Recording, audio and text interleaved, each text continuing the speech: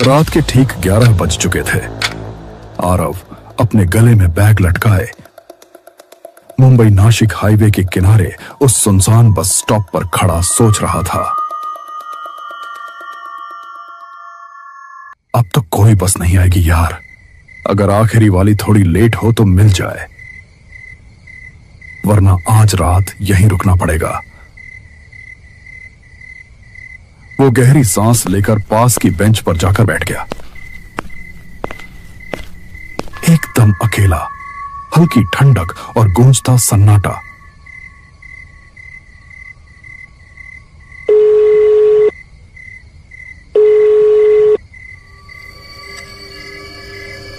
Mummy, जब तक मन की लड़की नहीं मिलेगी ना, मैं शादी नहीं करूंगा। मेरे दोस्त रोज झगड़ते रहते हैं अपनी बीवियों से, कोई समझने वाला नहीं मिलता। सबको बस दिखावा चाहिए। उसे प्यार चाहिए था, सच्चा साथ। 11:30 हो गए। आरव ने फिर से अपनी घड़ी देखी। अब तो कोई उम्मीद नहीं है। सोचा था आज घर पहुंच जाऊंगा, तभी एक तीखी बस की हॉर्न ने उसकी सोच को काट दिया। ओए, बस शुक्र है।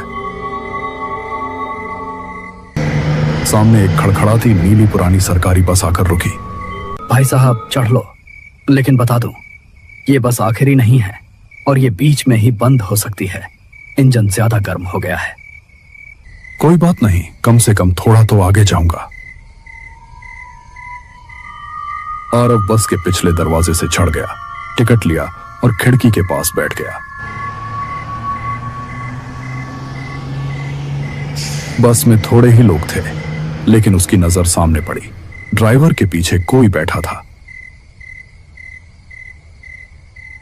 एक लड़की, लंबी खुले बाल, सफेद सलवार सूट में।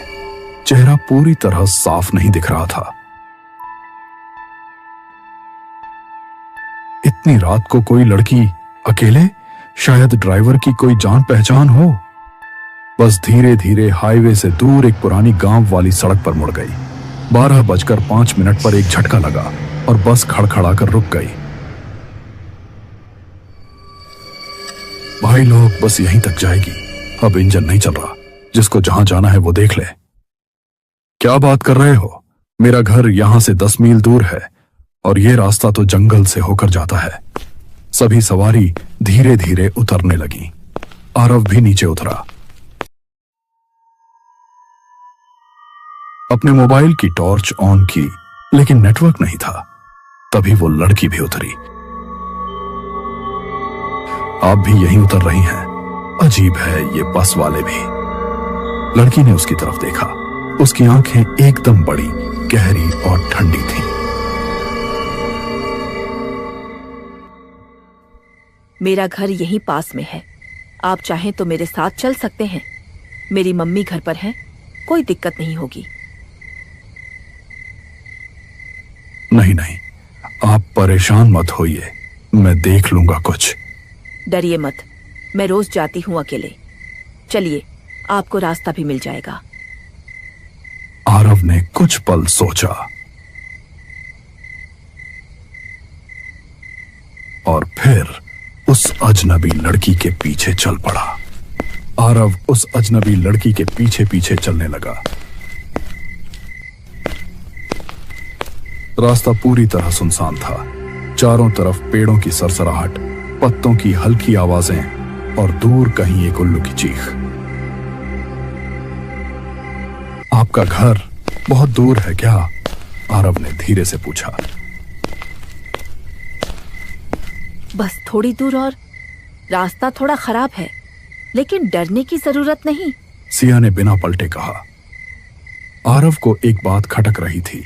सिया एक बार भी पीछे मुड़कर नहीं देख रही थी, जैसे उसे पूरी तरह यकीन हो कि कौन पीछे चल रहा है। अचानक आरव की चप्पल गीली मिट्टी में धंस गई। ओह यार, अभी! उसने चिढ़ते हुए कहा और नीचे झुककर चप्पल हाथ में उठाई।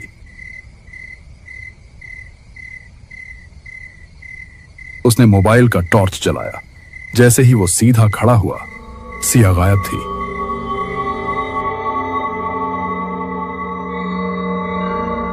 सिया!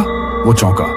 उसने इधर उधर देखा, सिर्फ अंधेरा था, कोई हलचल नहीं, कोई आवाज नहीं।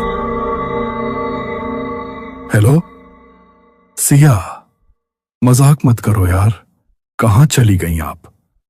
कोई जवाब नहीं। उसने मोबाइल देखा, बैटरी 1% और नेटवर्क पूरी तरह गायब। मोबाइल बंद करके उसने गहरी सांस ली। जंगल अब पहले से कहीं ज्यादा डरावना लग रहा था। दूर कहीं कुछ झाड़ियों में हलचल हुई, जानवर के पैरों की आवाज आई।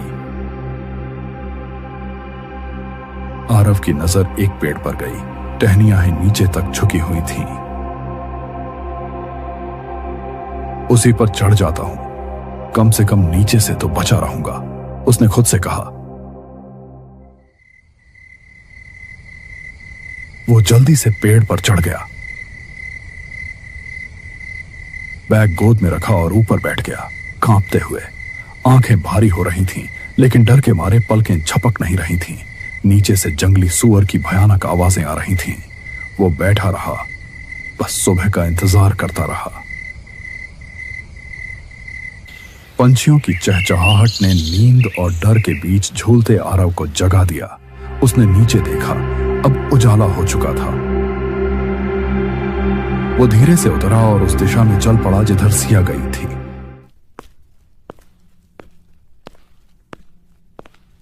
कुछ दूर चलने पर एक टूटा फूटा पुराना सा घर दिखा। दरवाजा बंद था, खिड़की की जाली टूटी हुई थी।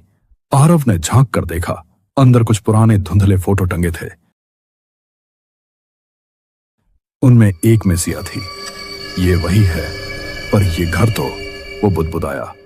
तभी पास से घंटियों की आवाज आई।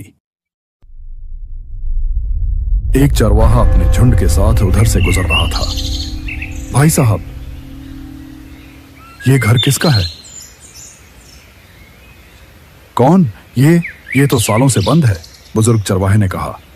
नहीं नहीं, कल रात एक लड़की मिली थी मुझे, नाम था सिया। उसने कहा था उसका घर यहीं है।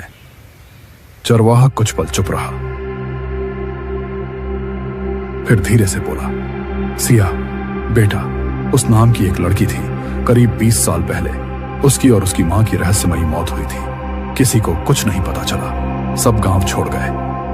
आरव सन्न रह गया, चरवाहा चुपचाप चला गया। आरव वहीं बैठ गया, सूनी आंखों से उस वीरान घर को घूरता रहा। शाम हो गई। वो फिर से उसी पेड़ पर चढ़ गया। जंगल फिर से डरावना होने लगा और तभी सामने से एक सफेद परछाई आती दिखी। वो सिया थी, लेकिन इस बार वो अकेली नहीं थी। उसके पीछे एक आदमी भी चल रहा था, सिर झुकाए हुए, जैसे किसी नशे में या मजबूरी में। आरव के रोंगटे खड़े हो गए। उसने देखा, सिया के चलने की कोई आवाज नहीं थी, पर उस आदमी के पैरों की आवाज थी। दोनों उस घर में घुस गए। कुछ ही पल बाद उस आदमी की चीख सुनाई दी, छोड़ दो, माफ करो, मैंने कुछ नहीं किया। और फिर एकदम खामोशी। आरव ने कांपती आंखों से देखा, खिड़की के कांच में सिया का चेहरा अब इंसानी नहीं था। सुबह की रोशनी होते ही आरव पेड़ से उतरा। उसने घर की ओर देखा। दरवाजे के नीचे से खून बह रहा था। वो अंदर नहीं झांका। भागता हुआ हाईवे की ओर दौड़ पड़ा। किसी तरह ऑटो पकड़ा और शहर पहुंचा, लेकिन जब किसी से बोलने की कोशिश की, वो बोल ही नहीं पाया। उसकी जुबान बंद हो चुकी थी। डॉक्टरों ने इलाज शुरू कर दिया, पर दिमाग उसका वहीं जंगल में अटका रह गया। उधर कुछ दिन बाद वही चरवाहा फिर उस घर के पास गया। खून अब भी बह रहा था। उसने डरते डरते खिड़की से झांका। सिया वहां थी। अब वो इंसान नहीं थी, एक आदमखोर रूप में बदल चुकी थी। उसने चरवाहे की तरफ देखा और झपट पड़ी। अब वो हर रात इंतजार करती है किसी नई सवारी का, क्योंकि आखिरी बस उसकी पसंदीदा सवारी है। तो अगली बार अगर आप किसी सुनसान बस स्टॉप पर खड़े हों और कोई लड़की आपसे कहे, मेरे घर चलिए तो 2 बार सोचिएगा, क्योंकि कुछ सफर मंजिल तक नहीं जाते, कुछ सीधे मौत की गोद में ले जाते हैं।